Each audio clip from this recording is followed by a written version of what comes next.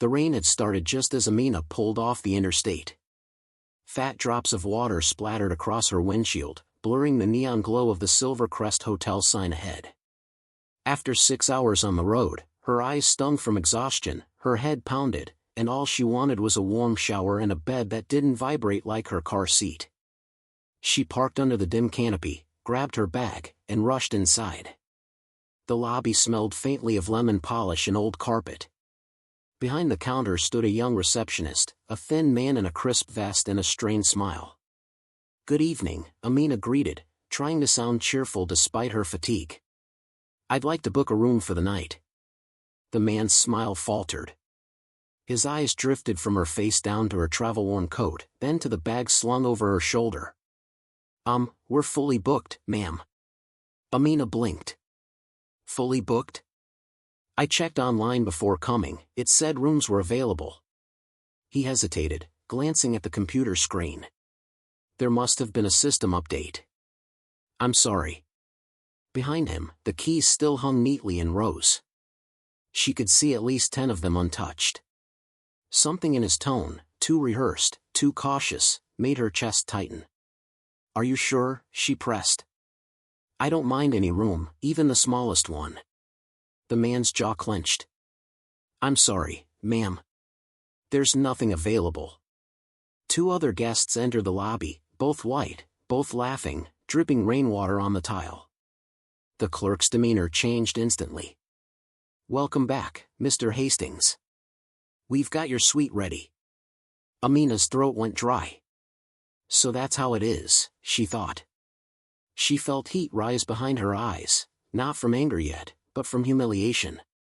She turned to leave, her shoes squeaking against the wet floor.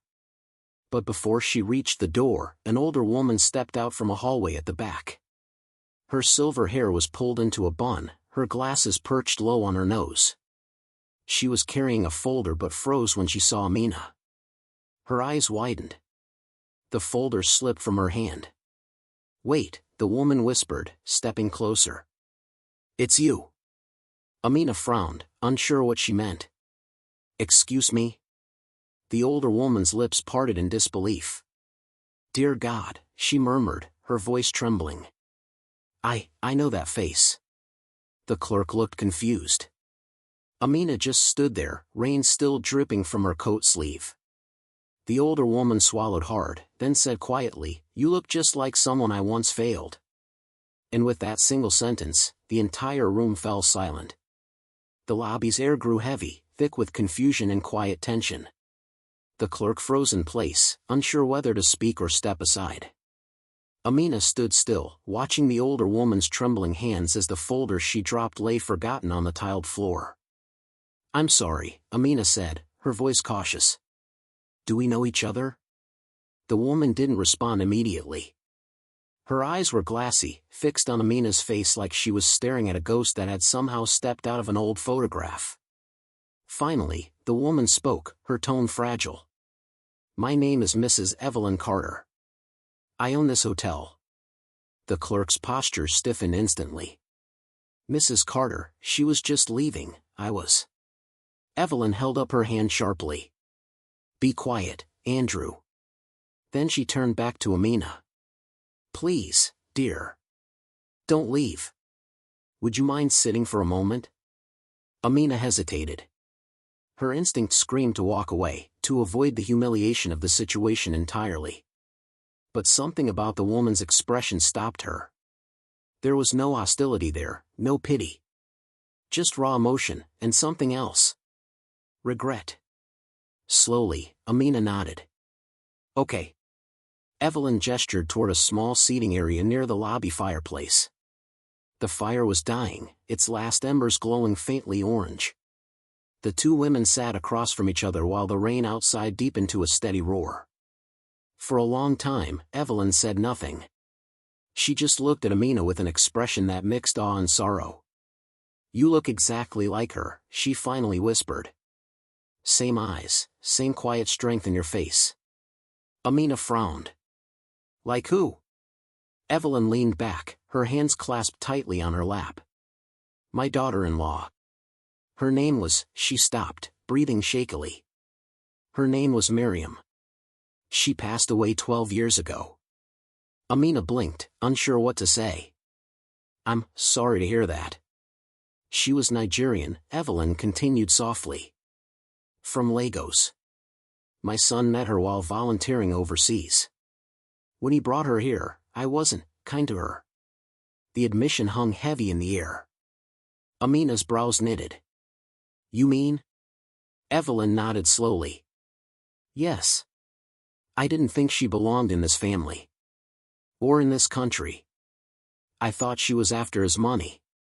I said terrible things, things I can't ever take back. Her voice cracked. And when they married against my wishes, I refused to attend the wedding.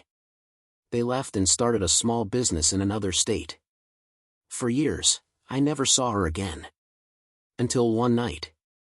Evelyn's voice faltered, her eyes distant as if replaying a film in her mind. One night, my son called me crying. They'd been in a car accident. He survived. She didn't. Amina's throat tightened. Evelyn reached out, trembling fingers brushing against her sleeve. You have her face. Her eyes. The same warm tone in your voice. When you walked through that door tonight. I thought I was being given a second chance to do something right. The words settled deep into Amina's chest. She didn't know what to say. Part of her wanted to comfort this grieving woman, but another part still burned from the sting of discrimination moments earlier. She looked over at the young clerk, Andrew, who now stood awkwardly behind the counter, clearly realizing the gravity of what had just happened. His earlier arrogance had melted into silent panic. Evelyn followed Amina's gaze. Did he refuse you a room?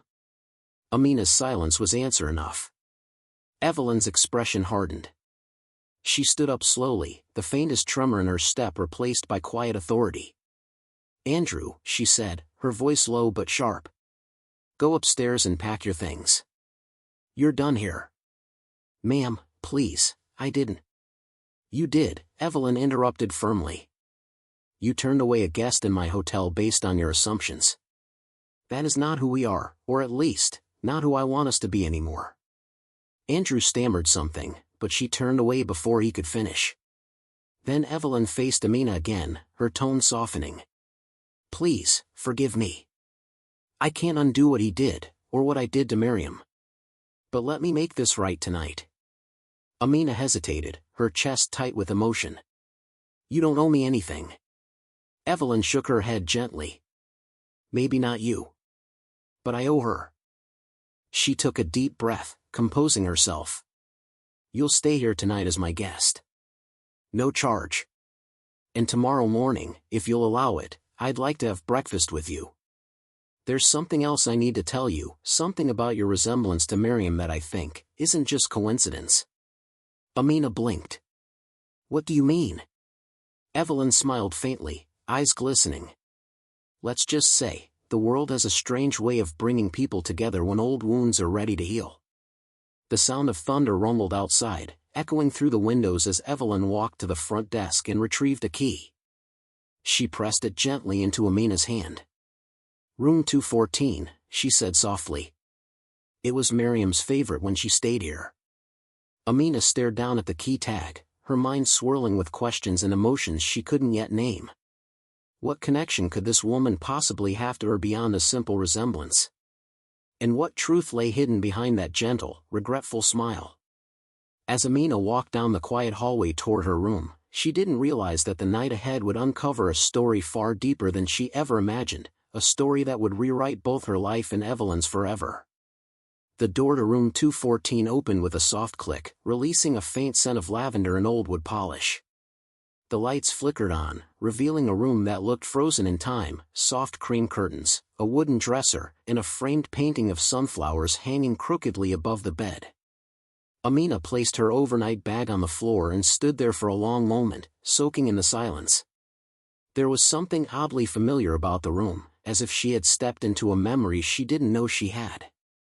She ran her hand along the dresser's surface, her fingertips brushing dust that shimmered faintly in the lamplight. On instinct, she opened the drawer and found a small, faded Bible inside. It wasn't unusual for hotels, but this one had a name written on the inside cover in neat cursive.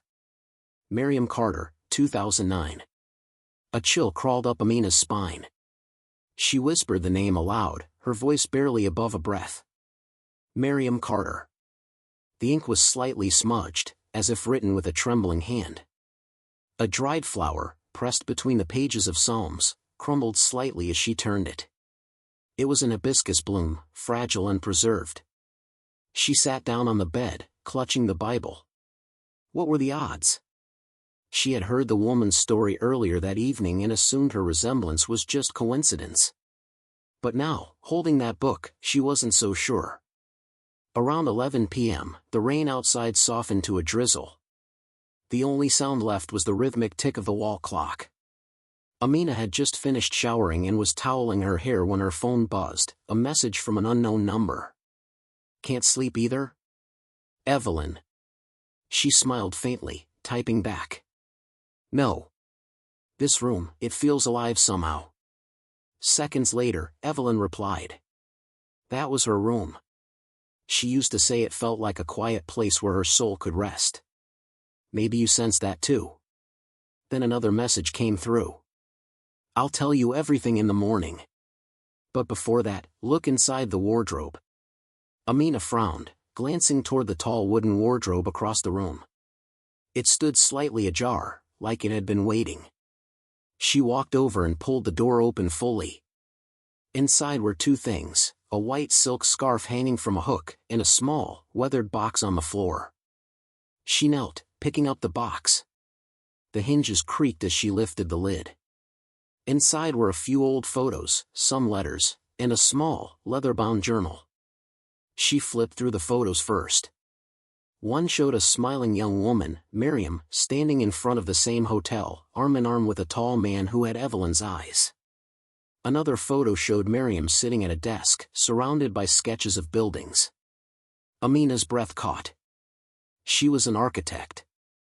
That struck a chord deep in her chest. Amina herself was an architecture graduate, just starting her own small design firm.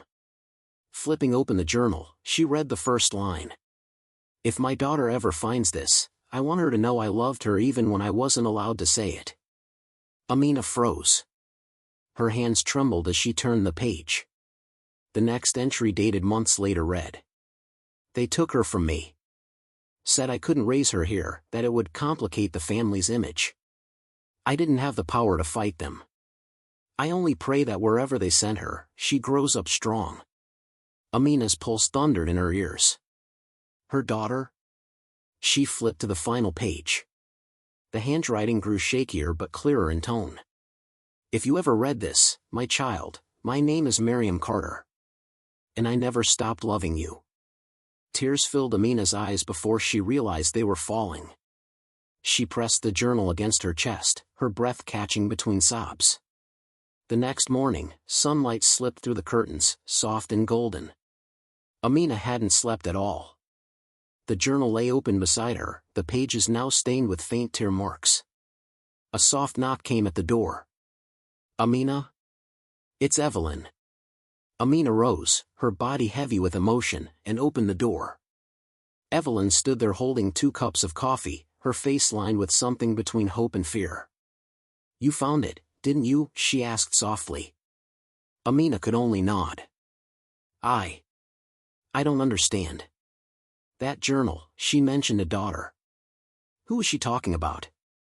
Evelyn stepped inside, setting the coffee down. Her hands trembled slightly. That's the part one need to tell you about. It's the reason I recognized you last night. Amina's voice was barely a whisper. You mean, you think I'm her daughter? Evelyn's eyes glistened. Not think, my dear. I know. The room seemed to tilt for a moment. Evelyn took a deep breath, steadying herself. After the accident, my son told me something that shattered me. They'd had a child, a baby girl, born in Nigeria before they returned here. But when they came back, Miriam's visa was delayed, so they left the baby with a family friend until it could be sorted out. After the crash, everything became chaos. The paperwork disappeared, and the child vanished. Amina's knees weakened. That can't be. Evelyn's eyes filled with tears. He spent years trying to find you, but when he died 5 years later, I thought you were gone forever.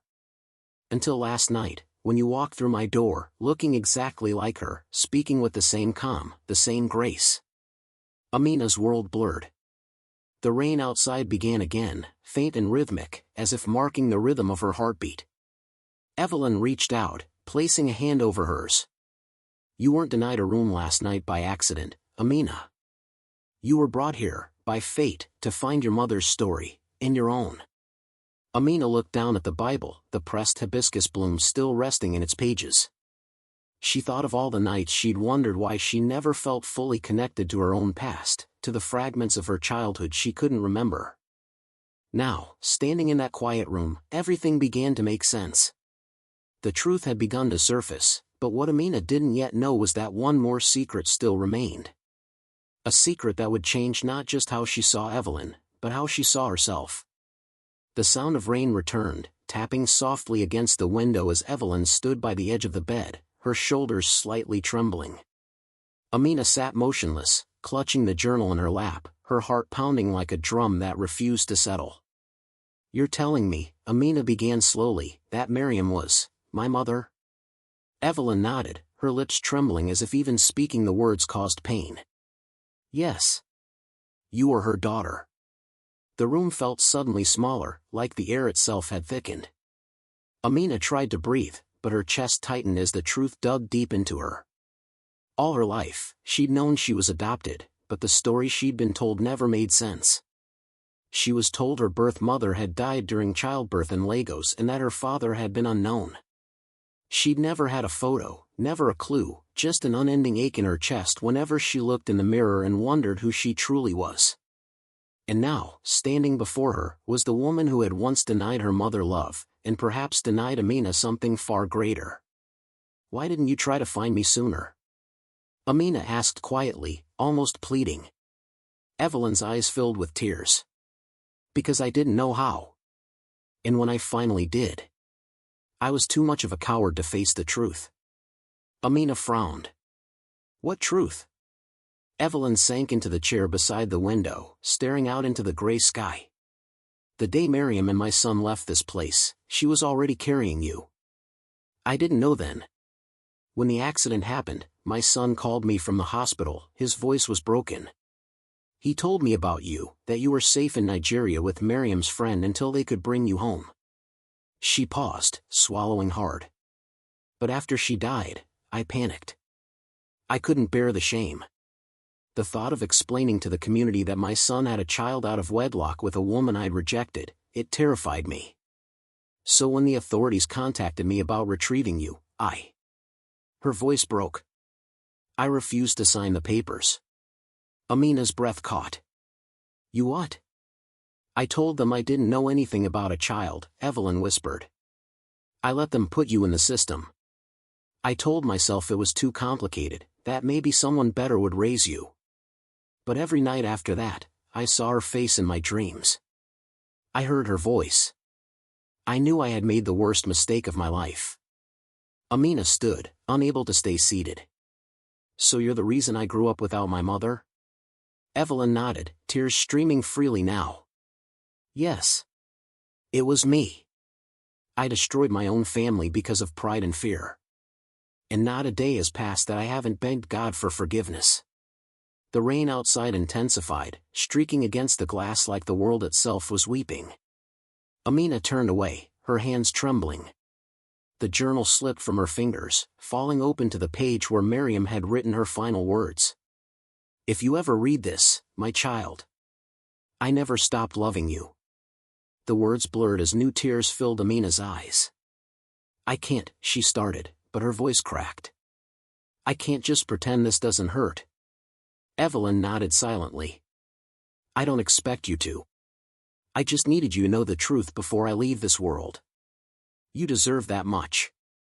Leave this world? Amina looked up sharply. What do you mean? Evelyn hesitated, wiping at her eyes. I'm sick, dear. Stage 4 pancreatic cancer. The doctors gave me months, maybe less. That's why I've been here every night, trying to find peace before it's too late. Amina's anger faltered, replaced by something more complex, a collision of pain, sorrow, and reluctant empathy. Evelyn reached into her pocket and handed Amina a small, folded letter, its edges yellowed with time. Your mother wrote this after you were born. I kept it all these years. I wasn't sure if I had the right to give it to you, until now.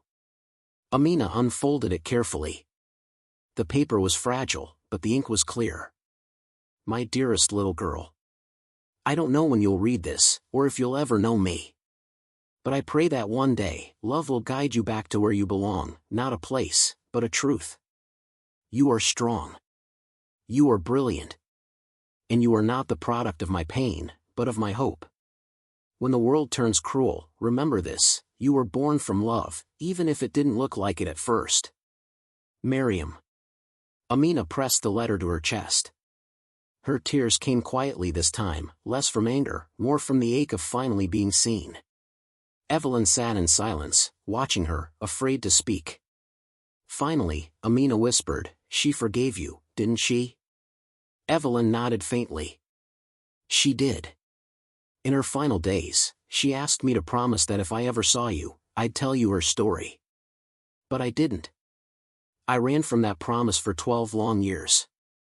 Amina's voice trembled. And now? Evelyn smiled weakly. Now I'm trying to keep it. The clock ticked softly. The rain outside began to ease. Amina looked down at the Bible on the nightstand, then at the older woman before her, broken, remorseful, but sincere. After what felt like a lifetime of silence, she said quietly, you can't erase what happened, Evelyn. But maybe we can start by remembering her together. Evelyn's eyes filled again, this time with relief. I'd like that more than anything. They sat side by side on the edge of the bed, 2 generations joined by pain, forgiveness, and the ghost of a woman who had loved them both. Outside, the clouds began to part, and a thin beam of light stretched across the wet pavement. It felt like a beginning. 2 weeks later, the storm had long passed, but the memory of that night lingered in Amina's mind like the echo of a song that refused to fade. The Silver Crest Hotel looked different now. The lobby had been repainted, the staff retrained, and the faint tension that once clung to the air had lifted. Evelyn insisted that every employee attend a workshop she personally called the cost of assumptions. Amina stayed for days after the truth came out, torn between disbelief and a quiet sense of destiny. Evelyn, weakened by her illness, spent most of her time resting in the suite upstairs, her health declining faster than anyone had expected. But every morning, Amina would bring her tea, sit by her bedside, and read aloud from Miriam's journal. Sometimes Evelyn would smile through her tears. Other times she'd close her eyes, whispering her daughter-in-law's name like a prayer.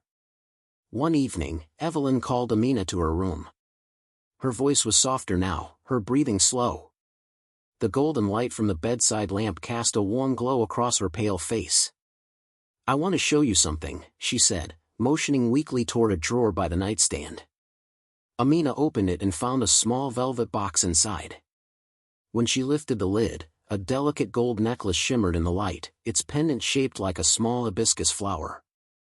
She wore that every day, Evelyn whispered. Said it reminded her of home.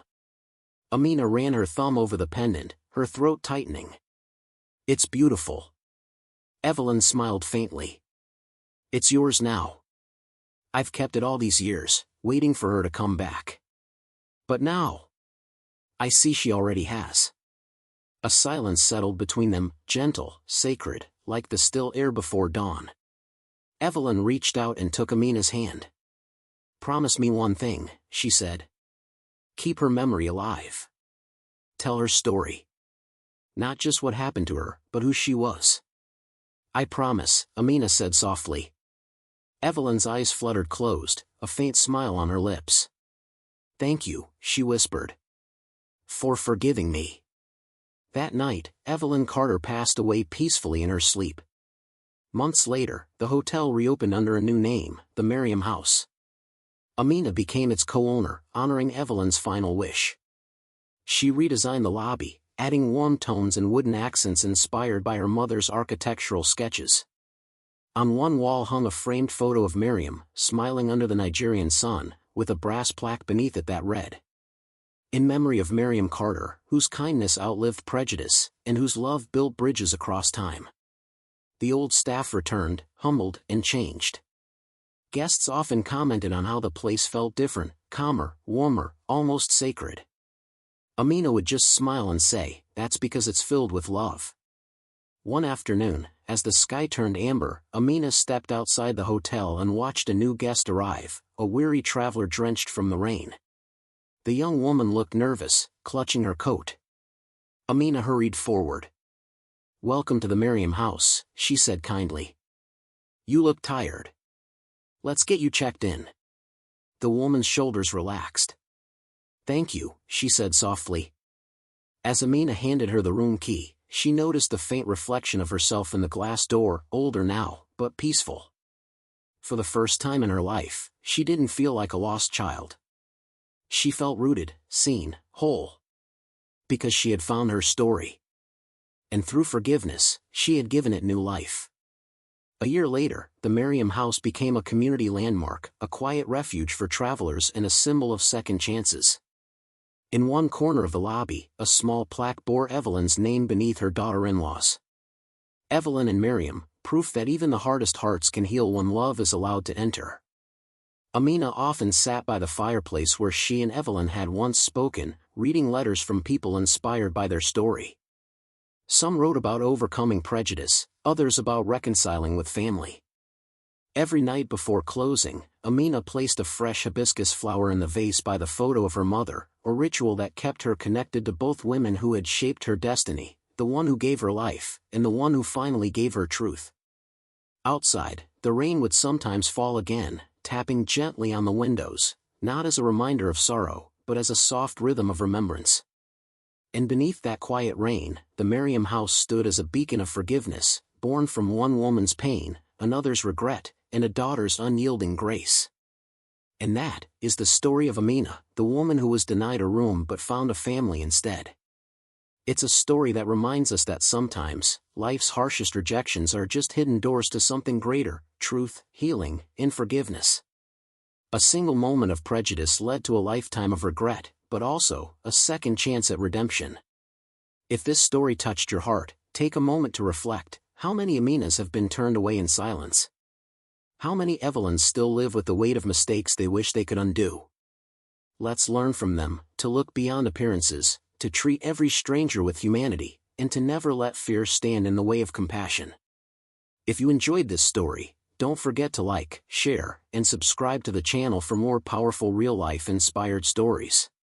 Tell us in the comments, what part of Amina's journey moved you the most? And if you believe in second chances, type "I forgive" in the comments below.